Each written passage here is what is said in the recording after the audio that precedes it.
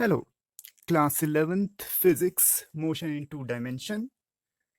कुछ problems discuss करेंगे। Numericals नहीं लिख रहा हूँ क्योंकि बहुत से थियोरेटिकल क्वेश्चन भी होंगे, रीजनिंग बेस्ड। तो let's start with first part, vectors. कुछ वेक्टर्स से related question. Let's start with very basic question. Find the position vector associated with an object coordinates having coordinates दे रखे हैं यहाँ पे। ओके, ये 7m 5m, आज तक आपने कभी कोऑर्डिनेट्स को मीटर्स में नहीं देखा होगा, but actually if you could remember, जो आपके कोऑर्डिनेट्स दिए जाते थे उनके आगे यूनिट लिखा जाता था। इतना यूनिट, उससे जो डिस्टेंस निकालते थे, डिस्टेंस फार्मूला लगा के उसके आगे यूनिट लिखा जाता था, इतना यूनिट। तो एक्चुअली इनसे एसोसिएटेड यूनिट हो सकती है। मान के चलिए आप कहीं रेफरेंस पॉइंट लगाते हैं, आप अपने घर को रेफरेंस पॉइंट मानते हैं, ओरिजिन मानते हैं, ज़ीरो लेते हैं। उसके बाद जो भी डिस्टेंसेस आप मेज़र करके मार्क करोगे वो उसके हिसाब से कोऑर्डिनेट्स हो जाएंगे, but you need certain units to plot those things on the graph. तो इसलिए इसमें सरप्राइज होने की ज़रूरत नहीं है। तो बहुत ही सिंपल सी बात है, ये एक्स एक्सिस के अलॉन्ग है, वाई एक्सिस के अलॉन्ग है, जेड एक्सिस के अलॉन्ग है। एक्चुअली ये लिखने की ज़रूरत नहीं थी, पर मैं जानबूझ के इसलिए इंक्लूड किया है कि आप ये ना समझें कि सिर्फ एक्स और वाई एक्सिस में हम बात करेंगे। हम तीनों एक्सिस में बात करेंगे। हालांकि ये मोशन इन 2D है, बट कुछ क्वेश्चन मैं 3D के भी इसमें इंक्लूड करूँगा, तो कंफ्यूज होने की ज़रूरत नहीं है। तो काम शुरू करते हैं। तो डायरेक्ट आंसर होगा इसका R vector equal to 7i cap plus 5j cap and that's all. K cap लिखने की ज़रूरत नहीं है, मीटर। अभी उस क्वेश्चन को थोड़ा सा और आगे बढ़ा देते हैं। Find magnitude of position vector. तो ये जो पोजीशन वेक्टर निकाला है इसका मैग्नीट्यूड, तो मैग्नीट्यूड के लिए याद रखिए ऊपर से एरो हट जाएगा, ये सिंपली ऐसे आ जाएगा। या फिर कुछ बुक्स में इसका सिंबल ऐसे बनाया जाता है, एरो लगा रहता है और मॉड, दोनों साइड दो लाइन खींच देते हैं, इसका मतलब होता है मॉड्यूलस, इसका मॉड्यूलस। तो ये होता है सिंपली इसके कॉर्ड, इसका कोफिशिएंट प्लस इसका कोफिशिएंट। तो ये हो गया 49 प्लस 25, तो इट इज √74 मीटर। और कुछ किया नहीं जा सकता, छोड़ दीजिए इतना।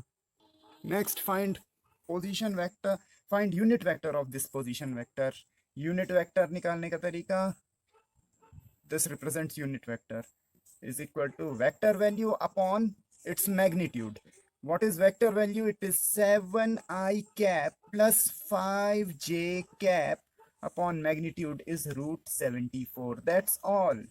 कुछ और नहीं करना, that's all.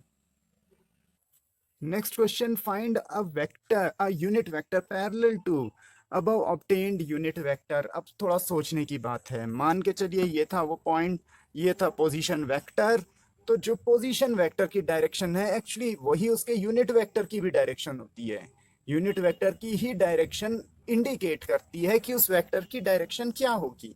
अब ये कहा गया है कि यूनिट वेक्टर फाइंड करो जो कि इसके यूनिट वेक्टर के पैरेलल होगा।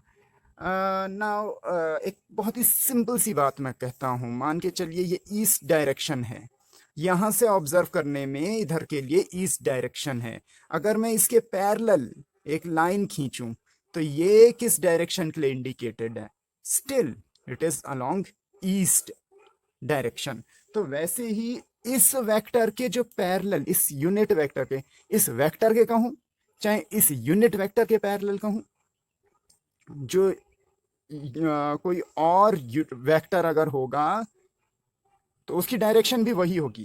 And as I told you कि यूनिट वेक्टर जो है वो डायरेक्शन को शो करता है। तो इसका मतलब जो यूनिट वेक्टर होगा, देखिए उसका मैग्नीट्यूड हमेशा 1 होगा। मान लिया यहाँ पे कोई और वेक्टर था इसके पैरेलल, उसका मैग्नीट्यूड ये देखिए इतना ज्यादा था, बट इससे एसोसिएटेड यूनिट वेक्टर वही होगा जो इससे एसोसिएटेड यूनिट वेक्टर होगा, जो इससे एसोसिएटेड यूनिट वेक्टर होगा। कहने का मतलब अगर दो वेक्टर पैरेलल हैं तो उनके यूनिट वेक्टर्स इक्वल होंगे। तो simply the answer is required unit vector is equal to 7i cap plus 5j cap by √74. 4।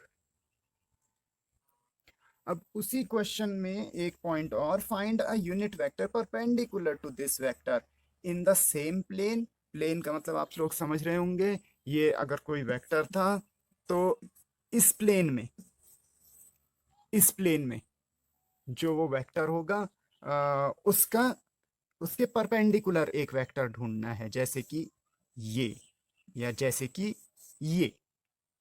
दूसरा, not in the same plane, यानी कि 3 डायमेंशन में। तो पहले not in the same plane वाले का आंसर दे देता हूं। तो ये एक्स वाई प्लेन में है, तो जाहिर सी बात है जो जेड एक्सिस के अलोंग वेक्टर होगा, यूनिट वेक्टर होगा, वो इसके परपेंडिकुलर होगा। तो जेड एक्सिस के अलोंग जो यूनिट वेक्टर है ये हो जाएगा के कैप और माइनस के कैप। दोनों साइड के लिए हो सकता है, इधर के लिए भी आ सकता है और अंदर के लिए भी जा सकता है। तो जेड कैप और उधर के लिए minus Z cap. Well, perpendicular के लिए एक चीज याद रखिए कि दो वेक्टर्स को का जो डॉट प्रोडक्ट होता है वो जीरो हो जाता है अगर वो परपेंडिकुलर हो। राइट, सो अब क्या करेंगे, पहला vector of course unit vector है वो, क्योंकि हमें एंड में यूनिट वेक्टर ही फाइंड करना है। तो यूनिट वेक्टर है वो, तो ऑफ कोर्स ऐसे भी हो सकता है और वो भी जीरो निकल के आएगा। तो पहला वाला यूनिट वेक्टर हमारा हो गया 7i cap by root 74 plus 5j cap by root 74 dot, अपनी तरफ से एक यूनिट वेक्टर एज्यूम करेंगे, A I cap plus B J cap equal to 0। ये 0 के इक्वल हो जाएगा। हाँ, दैट्स बेटर। तो उसके बाद डॉट प्रोडक्ट में हमें पता है आई डॉट आई 1 होता है और आई डॉट जे 0 होता है। तो आई डॉट आई 1 हो जाएगा, तो ये सिंपली आ जाएगा 7a अपॉन रूट 74 प्लस दूसरे में हो जाएगा 5b बाई रूट 74। ये थोड़ी अजीब सी इक्वेशन मिल गई हमें। इससे ए और बी में सिर्फ एक रिलेशन मिल जाएगा and nothing else. It means A is equal to minus 5b by 7। तो अब हमारे पास ढेर सारे कॉम्बिनेशंस हैं। हम ए की कुछ भी वैल्यूज रख सकते हैं और उसके कॉरस्पॉन्डिंग बी की वैल्यू आ जाएंगी, वो इसमें रख देंगे, वो यूनिट वेक्टर हो जाएगा।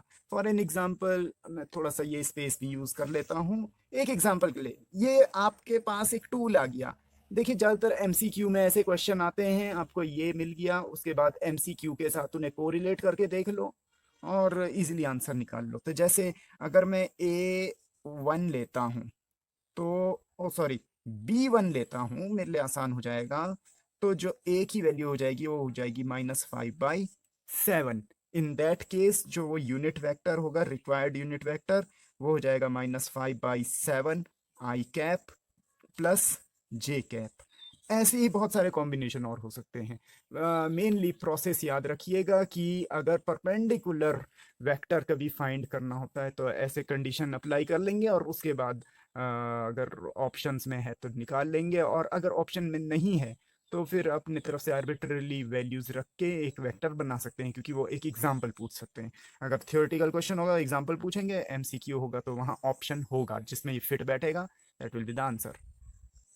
आई मीन बढ़ाते जाओ, बी की कुछ और वैल्यू रखो, फिर ए की उससे कुछ और वैल्यू निकलेगी, इस टाइप से ढेर सारे कॉम्बिनेशन बन जाएंगे। तो दैट्स ऑल। जो अभी का ये क्वेश्चन था ये हो गया, अब हम इससे आगे बढ़ते हैं।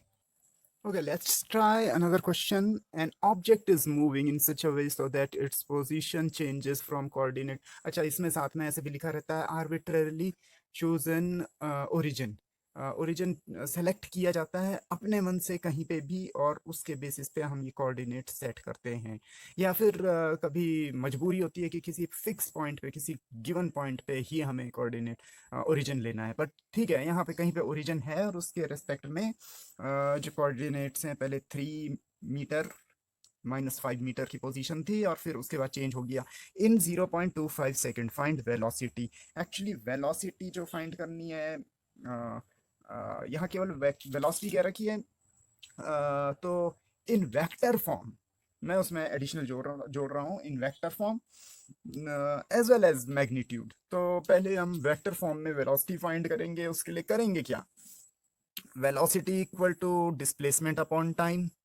अगर मैं वेक्टर फॉर्म में लिखूं displacement vector upon time taken, उसके लिए मुझे डिस्प्लेसमेंट वेक्टर की चाहिए ज़रूरत। और डिस्प्लेसमेंट वेक्टर के लिए मुझे दो अलग अलग पोजीशन वेक्टर्स चाहिए, initial position, final position.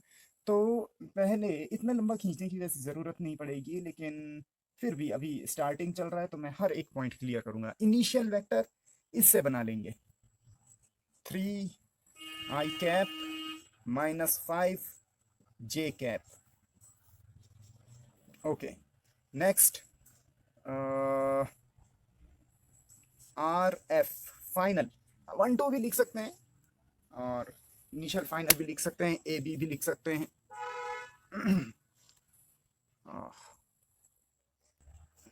RF equal to i cap +j cap metre. अब next step, displacement vector delta R equal to final minus initial. यहाँ पे कोई डाउट मत रखना माइंड में, final vector minus initial vector always. तो final vector 1 -3 -2 i cap. ये मैं ओरली कर रहा हूँ, आप लोग थोड़ा लिख लेना अगर स्कूल में अपने आंसर देंगे। और कॉम्पिटिटिव में तो जितने स्टेप स्किप कर सको, इस सब की भी जरूरत नहीं है। और 1 तो प्लस हो जाएगा, +6 j cap metre. And finally find velocity. That velocity vector is delta r vector upon delta t. Delta r is -2 i cap +6 j cap upon 0.25। जब डिवाइड करेंगे, अब मेरी कैलकुलेशन तो बहुत तेज है इसलिए मैं तुरंत कर लेता हूँ, 24 j कैप मीटर पर सेकेंड। और अगर इसका मैग्नीट्यूड चाहिए तो 8 का स्क्वायर -8 का, तो एक्चुअली ये ऐसे हो जाएगा। तो वेल, जब मैं स्कूल में था तो मैं तो आगे का साइन ऐसे लगाने की कोई ज़रूरत नहीं समझता था, एंड डायरेक्टली 8 स्क्वायर लिख देता था। अब भी ऐसे ही कर सकते हैं क्योंकि ऐसा कोई ज़रूरत ही नहीं है।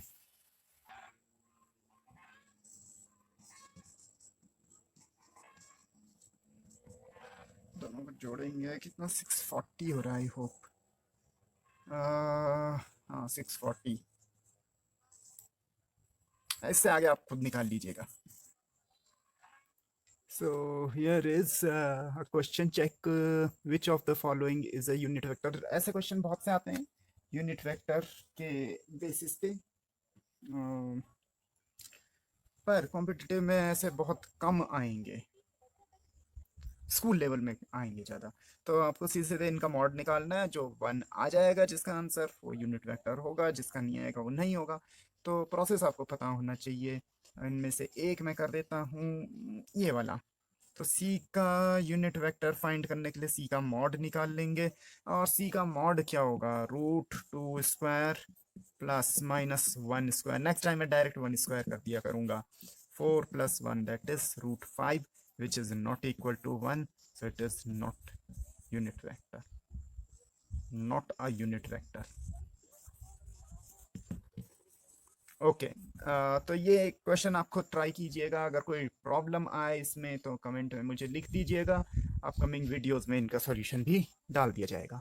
Again, a basic question. If P equal to 0.3 I cap -2 B J cap +5 0.5 K cap is a unit vector, find B. So this is a unit vector, it means its mod is 1, and it means root of 0.3 square plus I'm directly writing it 4b square. I have skipped a term plus, अच्छा तो आप कहेंगे इसे भी कर देते, पर वजह है नहीं कर रहा हूँ उसे।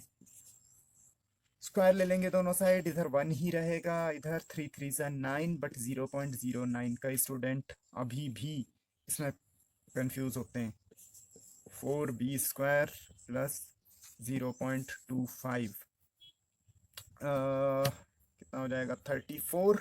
इधर भेज देंगे 1 माइनस 0.34, एक्चुअली ये बोलना चाहिए, इक्वल टू 4b स्क्वायर्ड। तो क्या आएगी इसकी वैल्यू, ये आ गया 66, actually 0.66। 4b square equal to 0.66, so b square equal to 0.165, so b equal to root of 0.165। और ये आपको पता होगा कि जब रूट निकालते हैं तो प्लस माइनस लग जाता है आगे, तो इसका आंसर प्लस माइनस, मतलब b की दो वैल्यू हो सकती हैं, तो ये पॉसिबल है।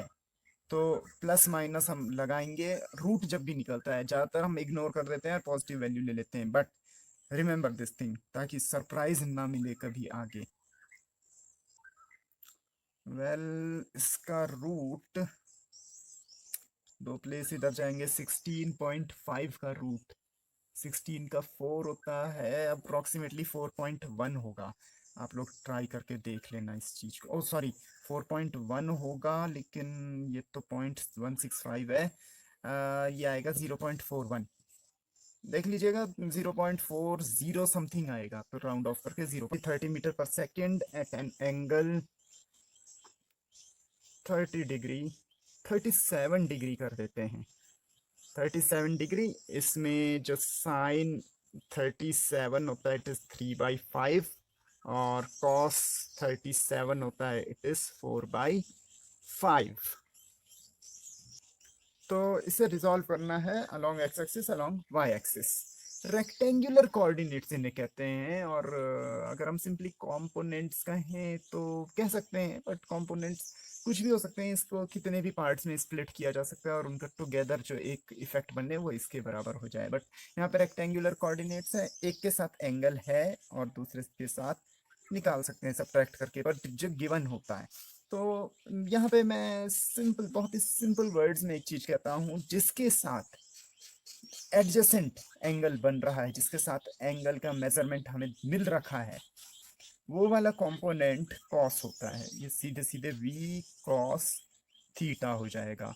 क्यों होता है रटने की जरूरत नहीं है, डिराइव कर सकते हैं, मेरे जो वेक्टर पे मैंने वीडियो बनाया उसमें है इसका डेरिवेशन, तो उसे मैं यहाँ दोहरा नहीं रहा हूँ। तो v that is 30 and cos 37, and cos 37 is 4/5, so 30 into 4/5 आप निकाल सकते हैं आंसर इन मीटर पर सेकेंड। और इसी तरीके से आप वी वाई भी निकाल सकते हैं, v sine theta. Once again ये याद मत रखिए कि वाई एक्सिस पे हमेशा साइन थीटा होगा, ये याद रखिए कि जो डायरेक्ट कांटेक्ट, जो एंगल गिवन नहीं है जिसके साथ, वो वाला वेक्टर जो होगा, वो वाला कंपोनेंट साइन के टर्म्स में आएगा, v साइन थीटा। तो 30 sine 37, and you can do it by yourself. एक चीज और भी हो सकती है, टेन थीटा के टर्म्स में इसे हम कर सकते हैं कि tan theta equal to V Y by V X. ये भी एक तरीका हो सकता है इस क्वेश्चन को सॉल्व करने का। अगर हमें वी एक्स हमने निकाल दिया था, तो इसके बाद डायरेक्ट ये कर सकते हैं। तो टेन 37, और कभी कभी ऐसे भी दिया रहता है कि इसकी जगह कॉम्पोनेंट दे रखा हो तब निकालने के लिए किया जा सकता है। Tan 37 is equal to V Y निकालना है, मान के चलिए अगर हमने ये निकाल दिया था, तो हम इसके बाद का स्टेप इसे भी कर सकते हैं, इसके बाद ये भी कर सकते हैं, इसके बाद ये भी कर सकते हैं। V Y upon V X is जो इसका आंसर आएगा 5 6 1037 सिंपली साइन अपॉन कॉस, तो 3/4 आ जाएगा। ओके, अब एक ये ऐसा क्वेश्चन ले लेते हैं, थोड़ा सा हमारा थॉट्स को चेंज करेगा। वर्टिकल से थीटा एंगल दे रखा है, F1 5 न्यूटन है, F ये वेक्टर है तो फोर्स ले लिया मैंने एक वेक्टर, 10 न्यूटन है, तो F2 फाइंड करना है। ऑलराइट, तो सिंपल सी बात है, जिस साइड थीटा बन रहा होता है, जिसके एडजेसेंट थीटा गिवन होता है, गिवन या जो भी उन्होंने हमारे सामने मेंशन किया है, वो वाला कंपोनेंट कॉस होता है। तो F1 is actually F cos theta, F1 is 5, F10 cos theta, so cos theta equal to 1/2। कब होता है? जब थीटा 60 डिग्री होता है। और अब F2 निकल जाएगा, F2 equal to F sine theta means 10 sine 60, यानी कि 10√3/2, दैट इज 5√3। न्यूटन लिखना भूल गया मैं। ओके, थोड़ा इस क्वेश्चन पे ध्यान देते हैं। Magnitude of rectangular component of velocity vector are 8 metre पर सेकेंड एंड 6 मीटर पर second respectively. Find angle between velocity vector and component. Okay, angle between किन दोनों के बीच? Velocity vector and component having magnitude 6 metre पर second. तो 6 metre पर second के साथ उसका एंगल फाइंड करना है। Also find magnitude of velocity vector. तो यहाँ पे एक चीज खास तौर पे ध्यान देना, यहाँ पे कुछ ऐसा कह नहीं रखा है कि एक्स एक्सिस के अलोंग कौन है, वाई एक्सिस के अलोंग कौन कौन है। तो ये बात भी दिमाग से निकाल लीजिए, क्योंकि हम उसे कन्वीनियंस के एक्स वाई एक्सिस में रखते हैं, और कई बार क्वेश्चन में गिवन भी होता है एक्स वाई एक्सिस के टर्म्स में, लेकिन ये कोई कंपल्शन नहीं है। तो मैं बनाऊंगा उसी बेसिस पे यहाँ पे, पर ये मत समझ लेना स्ट्रिक्टली कि इसी को फॉलो करना है। जो 6 मीटर पर सेकेंड मैग्नीट्यूड है, उसे मैं एक्स एक्सिस के अलोंग बना रहा हूँ, और उसे मैं वी एक्स नाम दे रहा हूँ, और दूसरे वाले को वी वाई नाम दे रहा हूँ। और जो इनका रिजल्टेंट होगा, जो मेन वेक्टर होगा, वो ये होगा। वेल ये एंगल हमें निकालना है थीटा। बात बहुत सिंपल हो गई, ये वी वाई की वैल्यू है तो ये भी वी वाई की वैल्यू हो जाएगी। तो ऐसा कोई प्रॉब्लम नहीं है। Tan theta equal to V Y upon V X. अगर वो 8 मीटर पर सेकंड वाले से कहते तो हम इसे यहाँ बना देते या एंगल यहाँ ले लेते, कोई बड़ी बात नहीं है, कोई डिफिकल्टी भी नहीं है कोई ऐसा। 8/3 8/6 दैट इज 4/3। और एंगल के टर्म्स में लिखने के लिए theta equal to tan inverse 4/3। Specially थोड़ा सा बायो वाले स्टूडेंट्स के लिए मैं बता दूं, जब भी ऐसा ये theta equal to tan inverse का मतलब ये नहीं है कि ये अपॉन में गया तब ये नोटेशन है। एक्चुअली ये कोई एंगल है, मान लिया 30 डिग्री कोई एंगल है, तो अगर मैं निकालता हूँ tan 30, तो tan 30 की वैल्यू 1/√3। तो इसका मतलब यह है कि मैं 30 डिग्री एंगल को tan इनवर्स 1/√3 भी लिख सकता हूँ, ये इसका मीनिंग होता है। तो इसलिए इसमें कंफ्यूज होने की जरूरत नहीं। दूसरा, इसका मैग्नीट्यूड फाइंड करने के लिए, मैग्नीट्यूड मतलब उसके कंपोनेंट का स्क्वायर कर देते हैं और ऐड कर देते हैं। आप इसे पाइथागोरस समझना चाहें तो okay, no problem with that. जो आपको कन्वीनियंट लगे, एक्चुअली वो भी इसी का एक तरह से डेरिवेटिव है जो पाइथागोरस थ्योरम है। तो शायद ये आगे करने की ज़रूरत नहीं है, आगे आप खुद इसे कर सकते हैं और निकाल सकते हैं, कोई बड़ी बात नहीं है। तो मेन आइडिया ये है, लेकिन क्वेश्चन इतने सिंपल नहीं होते जितना मैंने अभी तक बताया। तो एक कॉम्प्लिकेटेड क्वेश्चन लेके चलते हैं जिसमें हम इसे रिजॉल्व करें। Alright, let's try this question. This block is sliding over this inclined plane at an angle 37 degree. ये 37 डिग्री थोड़ा सा कन्वीनियंट होता है कैलकुलेशन वगैरह के लिए, इसलिए ज़्यादातर आप देखेंगे ऐसे कंपोनेंट्स वाले क्वेश्चन में ये जरूर आएगा। वेल हाँ, साथ में मैं इसकी वैल्यूज भी बता दूं। साइन 37 अभी थोड़ी देर पहले भी किया था हमने, it is 3/5 and cos 37 is 4/5। All right, अगर आएगा तो ये वैल्यूज भी गिवन होंगी, और कुछ भी अगर एडिशनल आता है तो वो वैल्यूज गिवन होंगी other than 30 degree, 45 degree, 60 degree, और जो नॉन वैल्यूज हैं। ओके, तो ये डिसेंड कर रहा है विद कांस्टेंट वेलोसिटी 10 मीटर पर सेकेंड। यहाँ पे आप लोग ये सोचेंगे कि कांस्टेंट वेलोसिटी कैसे हो सकती है उसकी,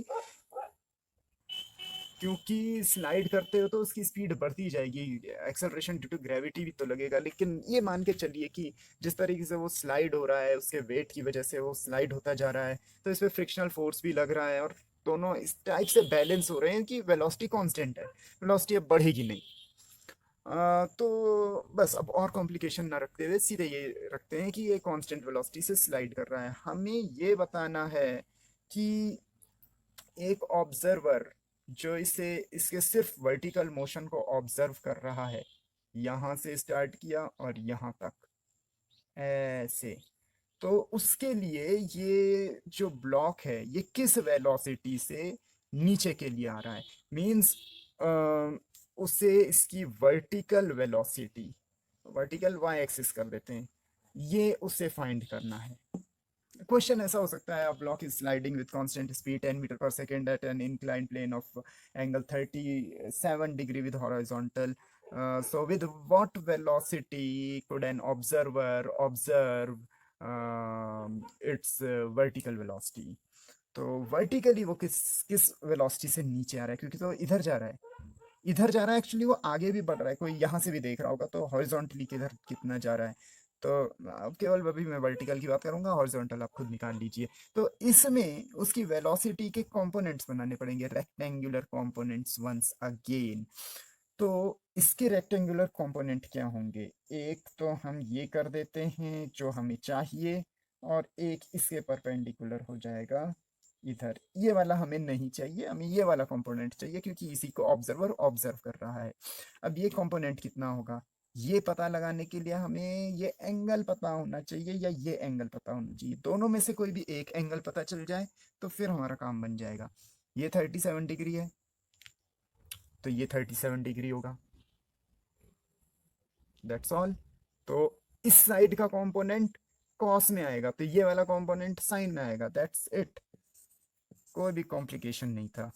v साइन 37, अब आप इजीली पुट्स कर सकते हैं और वैल्यू फाइंड कर सकते हैं। इसी के जैसा एक क्वेश्चन मैं आपको और देता हूं, वो आप खुद कोशिश कीजिए। उस क्वेश्चन में ये मान के चलिए कि we are pushing something upward direction, in upward direction, तो वो इधर के लिए मूव कर रहा है। अब ये रही उसकी वेलोसिटी की डायरेक्शन, तो हमें ये बताना है कि वो किस वेलोसिटी से, एक बार फिर से आपके एंगल 30 डिग्री ले लेते हैं, हमें बताना है वो किस वेलोसिटी से ऊपर उठता हुआ दिखेगा। v की कुछ वैल्यू कर लेते हैं 20 मीटर पर सेकेंड।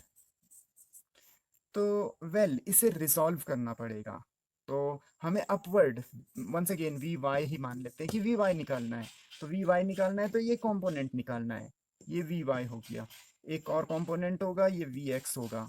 ये शायद नहीं चाहिए पर बना लेते हैं। Now 30 degree it is, so this is also 30 degree, तो ये वाला कंपोनेंट साइन में आ जाएगा। वेक्टर एडिशन मैंने उसका फॉर्मूला भी लिख दिया है, और ओ टेन अल्फा नहीं लिखा। ओके, सो इसका डेरिवेशन हम सेपरेट वीडियो में कर चुके हैं। यहाँ से देख के आर निकल जाएगा, ये राइट एंगल ट्राइंगल हो जाएगा इसलिए।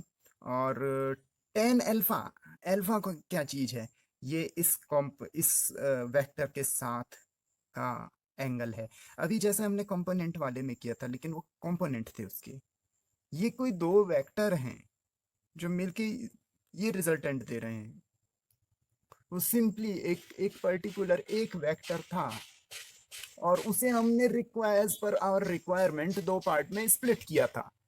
तो आप वेक्टर एडिशन को भी एक तरीके से एक कंपोनेंट के फॉर्म में रिजॉल्व करने के पार्ट में देख सकते हो, लेकिन यहाँ पे वो रेक्टेंगुलर कंपोनेंट हो भी सकते हैं और नहीं भी हो सकते हैं, लेकिन अगर हम इसे वेक्टर एडिशन ही कहें तो बेटर होगा। और ये वेक्टर एडिशन है, इसका डायग्राम याद रखिए। अगर ऐसा नहीं हुआ तो ऐसा होगा, जिसे हम ट्राइंगल लॉ कहते हैं। ये ए है, ये बी है, तो भी सब कुछ वैसे ही रहेगा। ये बी कॉस थीटा हो जाएगा, ये बी साइन थीटा हो जाएगा, और ये आर हो जाएगा, और इनके बीच का एंगल ये थीटा हो जाएगा, और ये अल्फा हो जाएगा। तो कोई ऐसी चीज नहीं है, कोई ऐसी कॉम्प्लिकेशन नहीं है कि आप ना कर सको। अब इस पे बेस्ड क्वेश्चन देख लेते हैं। Alright, so if two forces of magnitude 10 Newton and 15 Newton, ऐसी कोई बात नहीं है, दो कोई भी मैं वेक्टर ले सकता हूँ, लेकिन अगर मैं फोर्सेस या ऐसे कोई पर्टिकुलर टर्म यूज करूँ तो समझ में भी आसानी से आएगा और रियलिस्टिक भी लगेगा। Act upon a body having an angle 60 degree between them. Okay, इन दोनों के बीच का एंगल 60 डिग्री। तो सारी चीजें हैं, ए की जगह 10 आ जाएगा, बी की जगह 15 आ जाएगा, और थीटा की जगह 60 डिग्री आ जाएगा। तो नेट फोर्स या रिजल्टेंट फोर्स कुछ भी कह सकते हैं। तो ये हो जाएगा 10 स्क्वायर। पहले आप फॉर्मूला जरूर लिखिएगा, और साथ में ऐसे भी लगा देते हैं, and find net force and its direction.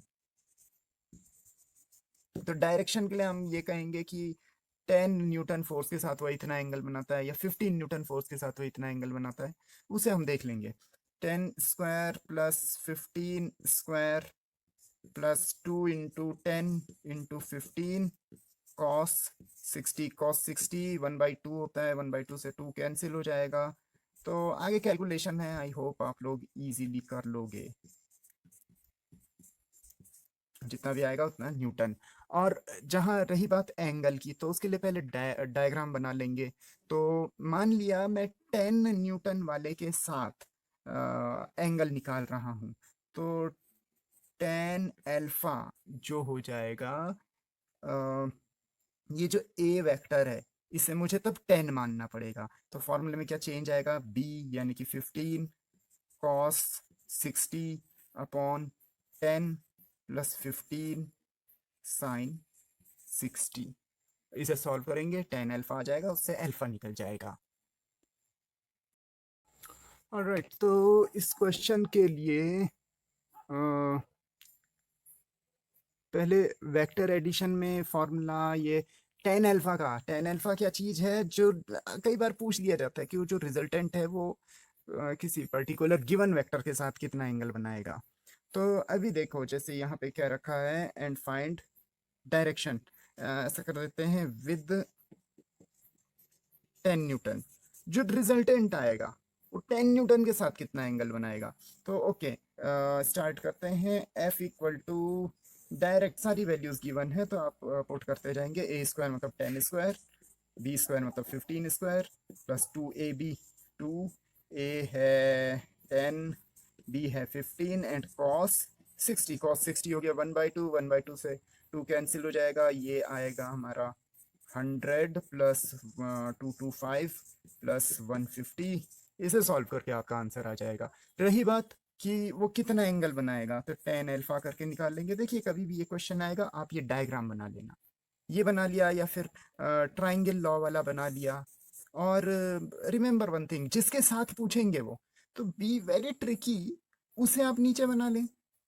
ए, यहाँ पे ए को आप 10 मान लें, बहुत सिंपल हो जाएगा। और ये थीटा एंगल हो गया, ट्राइंगल लॉ में ऐसे निकाला जाता है थीटा। ये रिजल्टेंट हो गया, ये उनका एंगल हो गया अल्फा। और वंस अगेन, ये बी साइन थीटा और ये बी कॉस थीटा, और ये ए है, ये बी है। तो यहाँ पे जो 10 अल्फा है, देखिए बी साइन थीटा। अब हम मान किसे रहे, ए के साथ एंगल बन रहा है, तो न्यूमरेटर में बी आता है। क्यों आता है वो यहाँ से दिख रहा होगा आपको, तो बी आता है। हमने ए किसे माना है, जिसके साथ एंगल बनेगा, यानी कि 10। बी किसे मानेंगे, जो 15 है। तो बी साइन थीटा मतलब 15 साइन 60 अपॉन ए मतलब 10, जिसके साथ एंगल निकालना है, plus B cos 60। You can solve it, you can find it. तो बहुत ही सिंपल है, कोई ऐसी कॉम्प्लिकेशन नहीं है। ऐसा नहीं कि ये फॉर्मूला आपको याद रखना है, उसी समय डायग्राम बनाइए, उसी समय वैल्यू पिक पिक कर लीजिए एक पल के लिए, इसके लिए थोड़ा सा याद रखने की जरूरत है और ये भी आसानी से याद हो ही जाता है। So here is the question, थोड़ा सा अलग टाइप का क्वेश्चन है। If resultant of two vectors A B perpendicular to B where A is 500 unit B 200 unit find R and angle between A and B. इसका diagram बना के दिखा देता हूँ। So it will look like this. तो हमें ये alpha निकालना है। अल्फा कैसे निकलेगा? तो ये अल्फा तो बहुत सिंपली निकल जाएगा हमारा। यहाँ पे जैसे ये बी है, अगर मैं एक पैरेललोग्राम लॉ के अकॉर्डिंग डायग्राम बना दूँ तो ये भी बी हो जाएगा। तो दिस एंगल अल्फा ये निकल सकता है tan alpha, sorry tan alpha नहीं निकलेगा, परपेंडिकुलर है और हाइपोटेन्यूज है हमारे पास खाली। तो ये निकलेगा साइन अल्फा से। Sine alpha equal to perpendicular B upon hypotenuse A. ये तो टोटली ये वाला क्वेश्चन थोड़ा सा हटके है। ये हम फॉर्मूला के थ्रू नहीं कर रहे हैं, ये हम वेक्टर और ऑर्डिनरी ज्योमेट्री और ट्रिग्नोमेट्री के यूज करके कर रहे हैं, क्योंकि इनमें एक सिमिलैरिटी है। Okay, B is 200 upon 500, so it is 2/5। इसी के बेसिस पे आप cos अल्फा निकाल सकते हैं, और ये totally trigonometric way to find out. तो 2/5 के बेसिस पे आप एक ट्राइंगल कंस्ट्रक्ट कर लेंगे। ये 2 हो गया, ये 5 हो गया, तो बेस निकल जाएगा 5 स्क्वायर माइनस 4 स्क्वायर का root, and that is 25 minus root 21। So cos alpha is base upon means root 21 upon hypotenuse 5। Okay, next is, now you can see कि ये जो r है इसे आप इस तरीके से भी देख सकते हो कि a का एक कंपोनेंट। देखिए क्वेश्चन कुछ और है, क्वेश्चन r इन दोनों का रिजल्टेंट है, लेकिन यहाँ पे जो वेक्टर की ज्योमेट्री और ट्रिग्नोमेट्री के साथ एक अटैचमेंट है उसका हम यूज कर सकते हैं। तो a का कंपोनेंट लग रहा है r, तो r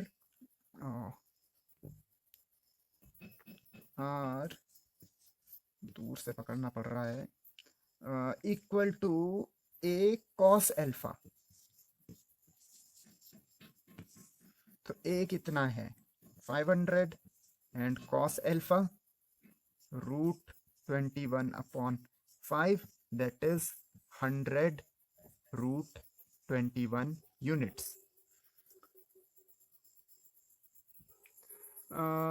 वेल एक फिनिशिंग टच, क्योंकि अल्फा निकला है हमें पूरा थीटा चाहिए, तो जो थीटा होगा that will be equal to 90 degree plus, अब आप कुछ भी लिख सकते हैं अल्फा को, साइन इनवर्स 2/5 या cos inverse root 21 upon 5। In fact tan inverse भी साइन अपॉन कॉस कर लेंगे और ये आ जाएगा 2/√21। तो ये मैं आपके लिए छोड़ रहा हूँ। और जो आप में से ज़्यादा संस्कारी लोग हैं उनके लिए फॉर्मूले के थ्रू करके देखें अगर, तो r equal to root A square plus B square plus 2ab cos theta. तो A square that is 500 square, B square 200 square plus 2 into 500 into 200 cos theta के प्लेस में अब 90 प्लस अल्फा, अल्फा की जगह now it is up to us कि alpha की जगह आप साइन इनवर्स में रखना चाहेंगे कॉस इनवर्स में रखना चाहें। मैं सोचता हूँ साइन इनवर्स में रखना बेटर होगा, उसके बारे में आपको आगे समझ में आएगा। Sine 90 plus theta is equal to minus cos sorry cos 90 plus theta is equal to minus sine theta. तो इसलिए मैंने यहां साइन लिया। क्योंकि दोनों साइन साइन आएंगे, फिर आपको एक नई चीज़ पता चलेगी। स्पेस कम है तो मुझे काफ़ी बच के चलना पड़ेगा। मैं फ़िलहाल इन्हें ऐसा ही लिख रहा हूँ, क्योंकि कैलकुलेशन तो आप इजीली कर ही लेंगे। इसे तो कर ही देते हैं। 2 5 सा 10। ओ, और फिर ये भी तो है 20, और 4 0 लगाने, कुछ ज़्यादा हो गए। एनीवे, तो ये कॉस 90 प्लस थीटा हो जाएगा sine, sorry, minus sine, sine inverse 2/5।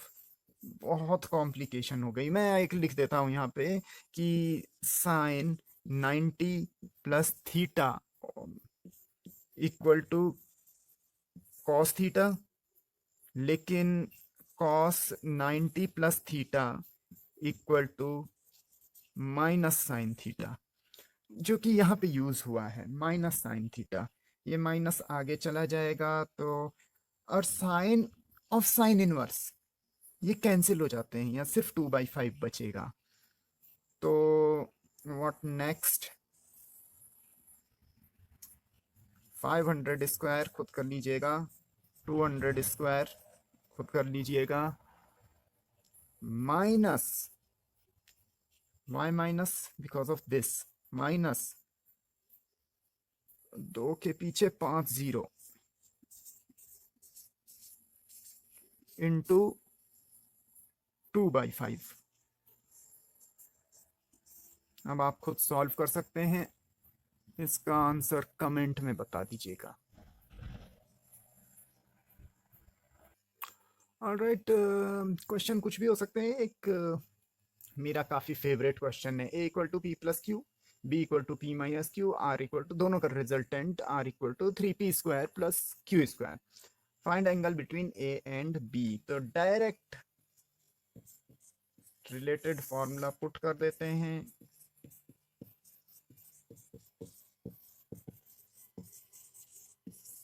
Okay, R की वैल्यू, रूट तो एक चीज तो सही है कि रूट कैंसिल हो जाएगा। एक्चुअली आई मीन दोनों साइड स्क्वायर करेंगे तो रूट रिमूव हो जाएगा। पी पी प्लस क्यू का स्क्वायर, मैं डायरेक्टली स्क्वायर एक्सपेंड कर रहा हूँ।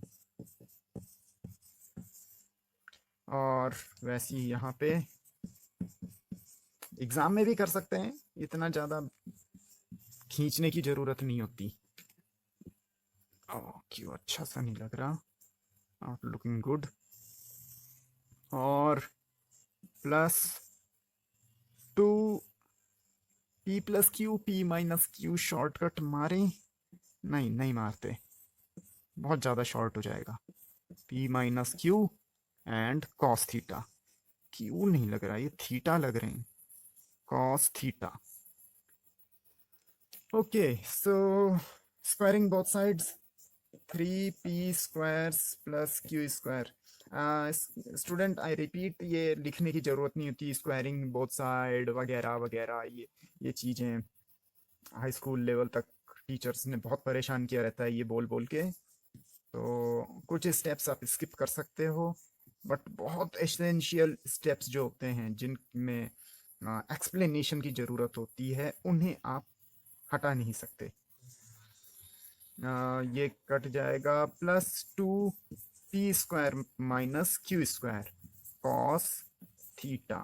नाउ व्हाट, ये इधर गया तो ये बच जाएगा p स्क्वायर, ये इधर गया तो हो जाएगा minus P Q square equal to 2p square minus Q square और कॉस थीटा। ये कुछ ज़्यादा ब्राइटनेस।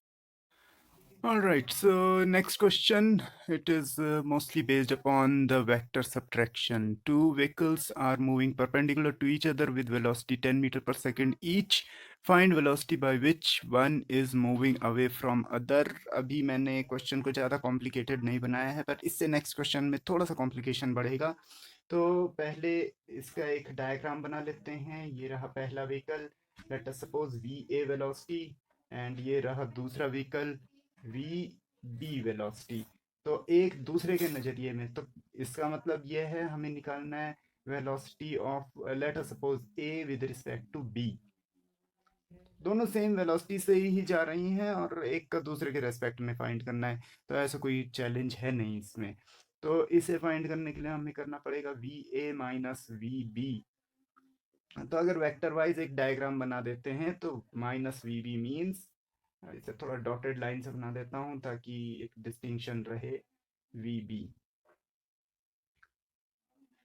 तो ये हो गया, और इसका रिजल्टेंट ऐसे निकल जाएगा। तो वेक्टर सब्ट्रैक्शन है, ये वेक्टर सब्ट्रैक्शन निकलेगा, ये आएगा V A B which is V A minus V B, तो minus V. Actually vector subtraction is also an addition, लेकिन क्या होता है उसमें, उसमें नेगेटिव वेक्टर को ऐड कर दिया जाता है। ओके, तो फाइनली इसका रिजल्टेंट निकलेगा कैसे, V A B. Vector subtraction में एक चीज याद रखिए, जैसे A square plus B square होता था, यहाँ पे क्योंकि हमने सिंबल्स चेंज करे हैं, plus two A B cos theta होता था, तो इसमें माइनस टू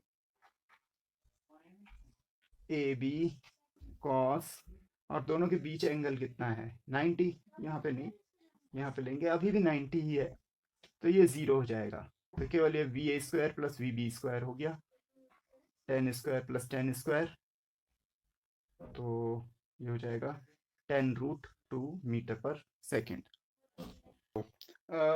लेकिन दिस क्वेश्चन एक्चुअल में, ये रहा एरोप्लेन, ये एरोप्लेन की वेलोसिटी है we aeroplane,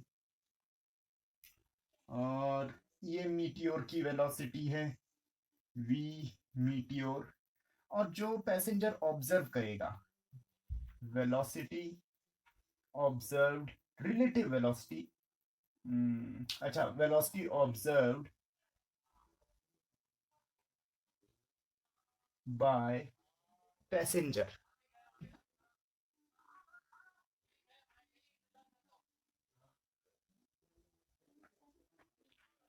is equal to velocity of meteor with respect to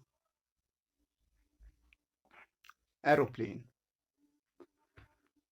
and that is VMA। तो ये VMA मिलेगा हमें VM माइनस VA से, इसका मतलब VA का माइनस VM में प्लस करना पड़ेगा। थोड़ा सा इसे डिस्टिंग्विश हो सके तो मैं डॉटेड से बना रहा हूँ इसे, माइनस VA, तो दोनों का रिजल्टेंट ये निकल जाएगा, this will be VMA। Okay, एक चीज याद रखिए, एडिशन में अगर एडिशन निकाल रहे हैं हम तो वो फॉर्मूला लग जाता है A square plus B square plus two A B cos theta, लेकिन अगर सब्ट्रैक्शन निकाल रहे हैं तो A square plus B square minus two A B cos theta. अब यहाँ पे अगर हम इसका मॉड निकालते हैं वी एम ए, तो ये हो जाएगा ए स्क्वायर की जगह V M square plus V A square, और minus two V M V A cos theta, और थीटा की जगह यहाँ 90 डिग्री हो जाएगा। तो एक चीज यहाँ पे याद रख लीजिएगा, जब भी दो वेक्टर परपेंडिकुलर हों तो उनका एडिशन या सब्ट्रैक्शन सीधे इतने क्वांटिटी के बराबर हो जाएगा। तो अगली बार से इतना नहीं लिखेंगे, हम डायरेक्ट यही वैल्यू पुट करेंगे। तो वी एम की value 200 square plus V A, oh sorry, V M 100√5 square plus V A square 200 square. आप की मैथमेटिक्स अच्छी होगी ही, इसे सॉल्व करेंगे तो ये हो जाएगा 5 के पीछे 4 जीरो, और ये हो जाएगा 4 के पीछे 4 जीरो, मिला के हो जाएगा 9 के पीछे 4 जीरो, और मैं इसी इंस्टेंट पे रूट भी ले रहा हूं, तो 9 का रूट 3 और 4 जीरो का रूट 3, 2 0 मीटर पर सेकंड। पर ये आंसर अभी अधूरा है, अभी हमें ये भी बताना है कि वो किस डायरेक्शन में मूव होता हुआ दिखेगा, यानी कि ये एंगल फाइंड करना है। Will call this angle S alpha. तो tan अल्फा निकालेंगे तब ये आंसर पूरा हो जाएगा। इतने स्पेस में आई थिंक ये निकल जाएगा। तो tan alpha will be equal to perpendicular upon base, ये वी ए की वैल्यू हो जाएगी इसके बराबर माइनस वी ए, लेकिन हम मॉड लेंगे तो it is V A upon V M. तो वी ए की वैल्यू है 200 और वी एम की वैल्यू है 100 रूट 5, 2/√5। तो alpha equal to tan inverse 2/√5। लेकिन किधर के लिए दिख रहा है, याद रखिए एरोप्लेन जा रहा था ड्यू ईस्ट, तो ये होगा इतना angle from vertical due waste.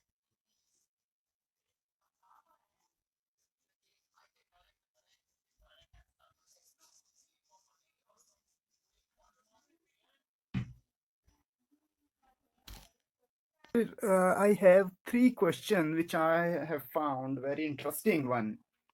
First one, two equal vector, each of magnitude z. Actually, in each of these three question, you have to consider that two vectors have magnitude z. And I have considered equal vector. So if we are talking about equal vector, we should keep these things in our mind. At an angle theta with each other, find their resultant and direction of resultant with one of the vectors. So in this question, now what is there? Actually, we have some vector. Actually, directly I'm moving on to the resultant. Resultant are equal to a square plus b square plus 2ab cos theta. So a square in the place of a square, there is z.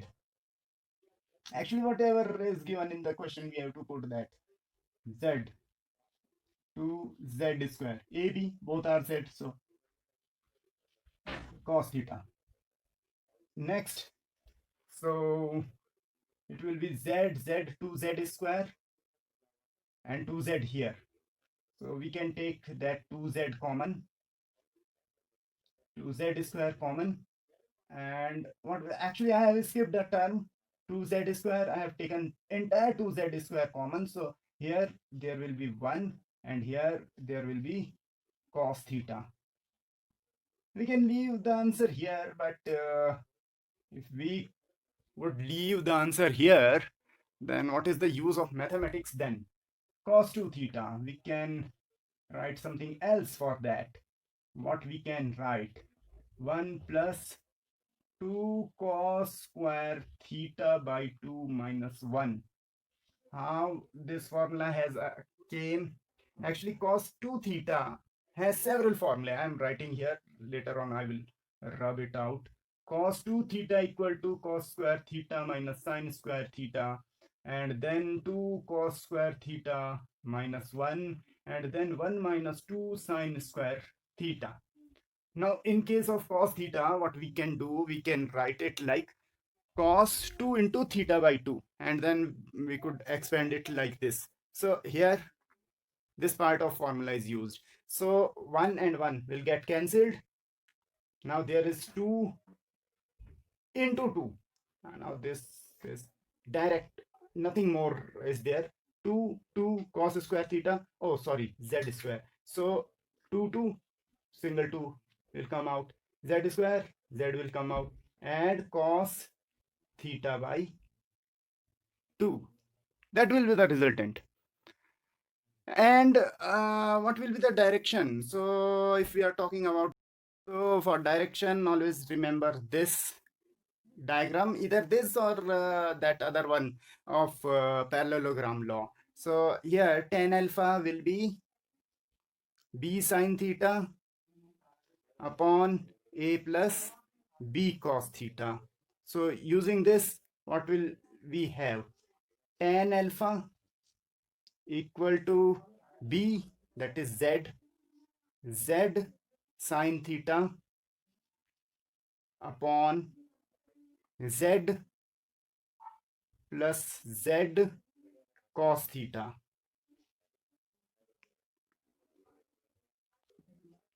So next what we will do is z sine theta upon, I'll take z common, 1 plus cos theta, and z will get cancelled. Now what? Um, Last time it was 1 plus cos theta, and what came? 2 cos square theta. How? I will just explain you. But before that, sine theta. I am writing it 2 sine theta cos theta. 2 sine theta by 2 cos theta by 2.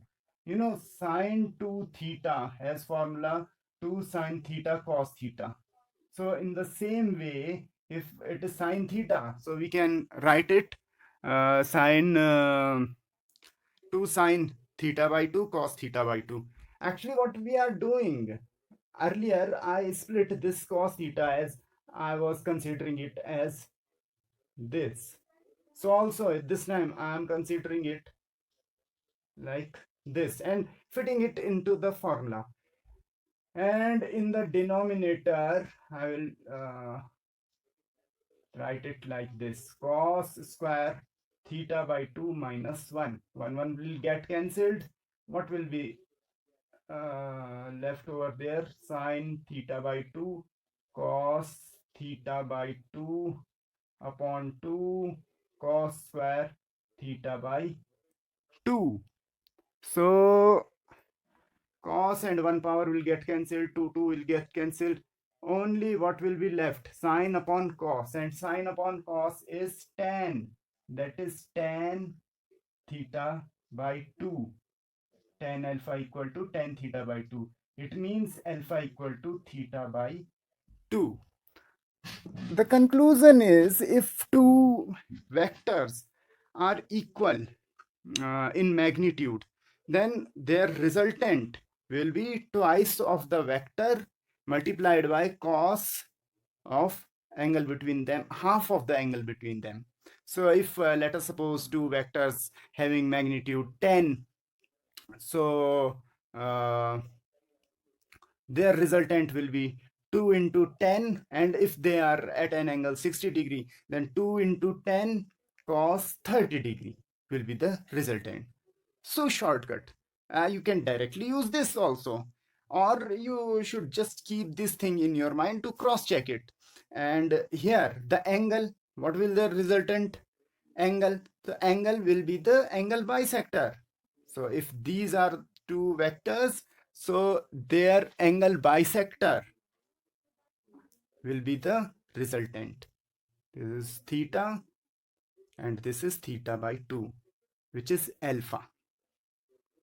So this is very clear cut that the resultant is this one of two equal vectors, and resultant will bisect the angle between the vectors. Now we'll apply this idea here in this problem. Most of the time you will see this type of question. Now in this case, as I told you earlier, both are equal vectors and both are perpendicular to each other. So I have told you just z square plus z square. Actually 2ab cos theta term, cos theta is 90 degrees, so it will be split, it will be 0. So whenever two vectors are perpendicular, either if we want their addition magnitude or subtraction magnitude, it will be first vector square plus second vector square. So now tricky thing, 2z square will be there, so z root 2. So I know I have gone very fast into it. So now I will split it up. 2z square it will be, and then take z outside, and it will be root 2. All right, and its direction. So here we have discussed it. If two vectors, all right, two equal vectors are there, then their resultant will be the angle bisector of the angle between them. So we can write it here. If two vectors, for two equal vectors, resultant will the angle made by resultant to one of the vector is the angle bisector of angle between them, that is theta by 2, that is 90 by 2, 45 degree, in the straightforward way. But you have to write that thing. Actually, in the exam you have to mention its explanation also. So explanation is, if two equal vectors, for two equal vectors, their resultant is in the direction, makes an angle which is the angle bisector of angle between the two vectors. ठीक है. Next, two equal vector are at an angle 120. ये मेरा favorite one. Okay, तो इसमें देख लेते हैं. तो R equal to A square plus B square plus 2ab, z into Z, Z square ही हो जाएगा, इंटू कॉस 120. अब कॉस 120 की वैल्यू वैसे मैं डायरेक्टली बता सकता हूं, लेकिन थोड़ा सा ऐसा चलते हैं. कॉस की एक तो वैल्यूज पे चलते हैं. 0 degree, 30 degree, 45 degree, 60 degree, 90 degree and then 120 degree. तो 0 पे होता है 1, इस पे होता है √3/2, इस पे होता है 1/√2, इस पे होता है 1/2, इस पे होता है 0, और यहाँ पे होता है 1/2. लेकिन एक चीज और होती है, कॉस का ग्राफ ऐसे चलता है. 0 डिग्री पे मैक्सिमम, 90 डिग्री पे 0, और 90 से 180 डिग्री तक सारा नेगेटिव. तो नेगेटिव 1/2 हो जाएगा. सो it will be 2z square minus क्यों? क्योंकि इसकी वैल्यू नेगेटिव आएगी, -1/2 आएगी. z स्क्वायर 1/2, इसका माइनस मैंने पहले ही बाहर दे दिया. 2z square minus z square, that is z square, that is z. यानी कि दो वेक्टर अगर इक्वल हैं और 120 डिग्री के एंगल पे इंक्लाइंड हैं, तो इनका जो रिजल्टेंट होगा वो इनके जो रिजल्टेंट होगा वो उनमें से एक के मैग्नीट्यूड के बराबर हो जाएगा. और एंगल बताने की जरूरत नहीं है, जो इनका रिजल्टेंट एंगल बनाएगा वो एंगल बाइसेक्टर होगा दोनों एंगल्स के बीच का, यानी कि 120/2, that is 60 degree. That's all. So let's try this question. Find projection of vector A equal to 3 unit onto B equal to 4 unit if angle between them is 30 degree. Now what is projection? For that you should understand dot product. क्या होता है dot product? A dot B, दो vectors को multiply करने का एक तरीका, जबकि उनका मल्टीप्लिकेशन एक स्केलर क्वांटिटी हो. ये कौन डिसाइड करेगा कि स्केलर होगा या वेक्टर होगा? वेल, थोड़ा सा फिर डिटेल में चलते हैं. मान लिया तीन क्वांटिटीज हैं ए, बी और सी. जो सी क्वांटिटी है वो ए और बी के मल्टीप्लिकेशन से ऑब्टेन होती है, लेकिन ए और बी दोनों वेक्टर हैं और सी स्केलर है, तो इसका मतलब डेफिनेटली दोनों के डॉट प्रोडक्ट से वो क्वांटिटी बनती होगी. लेकिन अगर ए, बी और सी तीनों वेक्टर हैं, इसका मतलब दोनों के क्रॉस प्रोडक्ट से वो क्वांटिटी सी बनती होगी. तो इसमें आप पर्टिकुलर ये नहीं कह सकते कि आप इन दोनों को वेक्टर वाइज मल्टीप्लाई करोगे या स्केलर वाइज, जब तक आपको इनका रिजल्ट नहीं पता होगा. वेल, अभी के क्वेश्चंस में हम ये मान रहे हैं कि इन दोनों का जो प्रोडक्ट है वो स्केलर प्रोडक्ट होगा. प्रोजेक्शन कैसे निकलेगा उसे समझ लेते हैं. प्रोजेक्शन एक्चुअल में होता क्या है, पहले उसे समझ लेते हैं. तो मान लिया ये दो वेक्टर्स हैं ए एंड बी, ये इनके बीच का एंगल है थीटा। तो ए का बी पे प्रोजेक्शन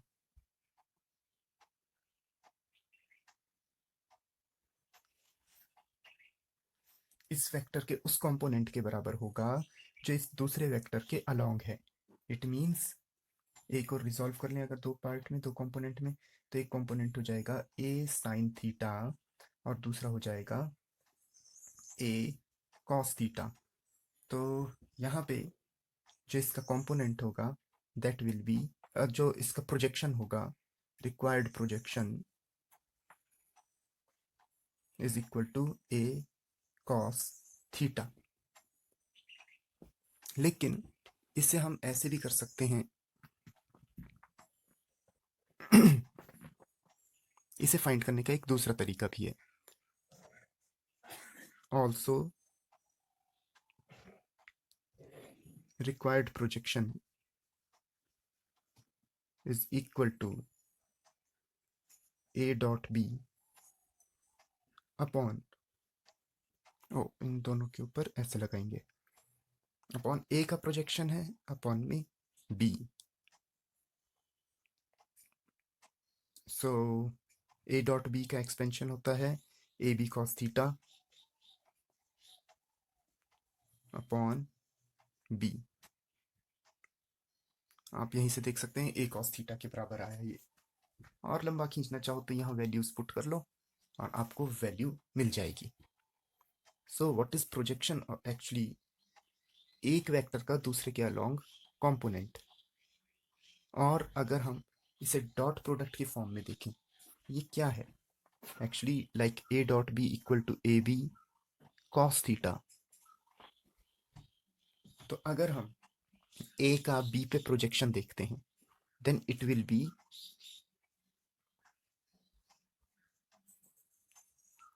ए का बी पे projection that is a cos theta, और अगर बी का ए पे प्रोजेक्शन दैट विल बी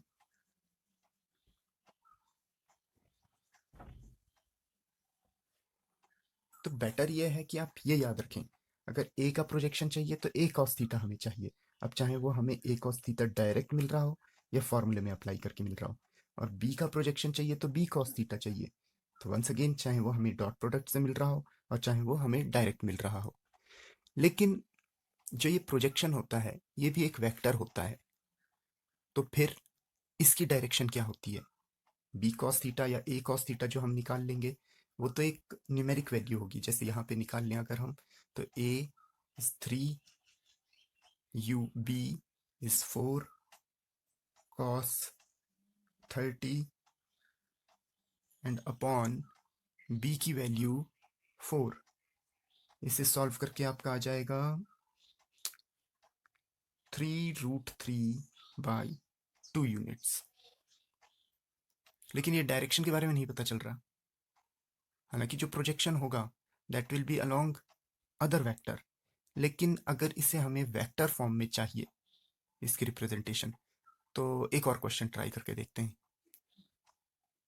वैसे यहाँ पे हम लिख सकते हैं अलोंग बी वेक्टर, लेकिन हम एक दूसरा क्वेश्चन ट्राई करते हैं जिसमें थोड़ा सा और डिटेल में आपको ये क्वेश्चन समझ में आ जाएगा, आई मीन ये कॉन्सेप्ट समझ में आ जाएगा। Well, here, projection of I cap plus j cap onto I cap minus j cap in scalar form. Scalar form means numeric value only. तो पहले अपनी समझ के लिए a equal to I plus J cap कर देते हैं और b equal to I minus J cap कर देते हैं। तो now we know that projection of a on b is a cos theta.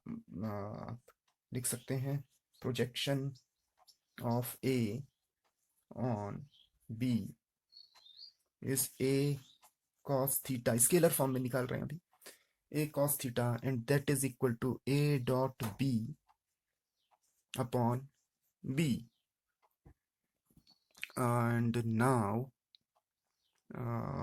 that will be equal to a dot b, तो I plus J dot I minus J, ये extra मेहनत है cap लगाने की, upon magnitude of B that is root of I का component 1 square plus -1 का square यानी कि 1 का square, so it will be I dot I1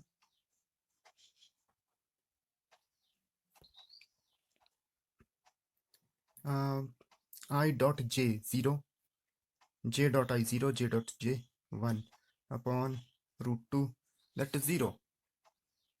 तो यहाँ ये नल वेक्टर बन जाएगा, तो अगर वेक्टर फॉर्म में भी लिखते हैं तो we are going know where,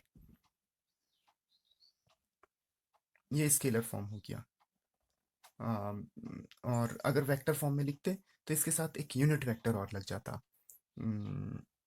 in vector form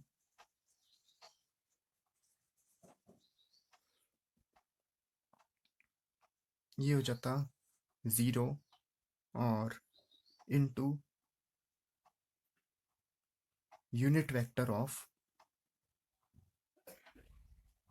this one means B. तो बी का यूनिट वेक्टर क्या होता है, बी का मैग्नीट्यूड, बी का यूनिट वेक्टर होता B vector upon its magnitude यानी कि I minus J cap upon इसका magnitude root 1 square plus 1 square means I cap minus J cap upon root 2। तो ये ऐसे हो जाता I cap minus J cap upon root 2। अगर कुछ और वैल्यू होती इसकी तो एक और क्वेश्चन देख लेते हैं इस तरह से। वैसे अल्टीमेटली इसने तो जीरो वेक्टर हो जाना है, नल वेक्टर हो जाना है। तो दूसरा क्वेश्चन देखते हैं। Once again we will try projection of one vector on to other and in cap minus 4j cap plus 12k cap in vector form. So here projection of A means we have to find, I'm writing projection of A as projection A and putting vector because it is required in vector form. If we write only projection A, that is equal to actually A cos theta, and which is further equal to A dot B upon magnitude V. But if we require it in vector form, remember this is the vector A, this is the, let us suppose vector B. So projection of vector A onto vector B is this thing, A cos theta.